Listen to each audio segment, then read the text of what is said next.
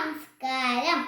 ഇന്ത്യയുടെ ക്രൈസ്തവ സഭയുടെ സ്ഥാപനം യേശുവിന്റെ 12 ശിഷ്യന്മാർ ഒരാളുമായ വിശുദ്ധ തോമാശ്ലീഹായുടെ ഓർമ്മ തിരുനാളാണ് ദുഃഖാന.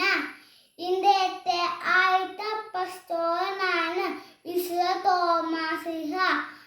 ദിദിമോസ് മാർ തോമ എന്ന പേര് തോമാശ്ലീഹ അറിയപ്പെടുന്നു.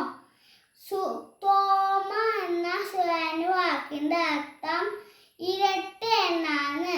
യേശുവിന്റെ ഇരട്ട സഹോദരനാണ് വിശുദ്ധ തോമാശ്ലീഹ എന്നറിയപ്പെടുന്നു.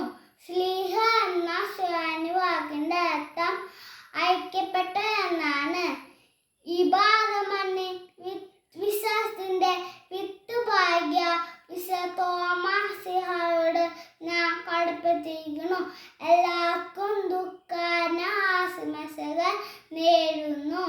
ഇത്രയും പറഞ്ഞുകൊണ്ട് ഞാൻ എൻ്റെ വാക്ക് നിർത്തുന്നു. നന്ദി, നമസ്കാരം.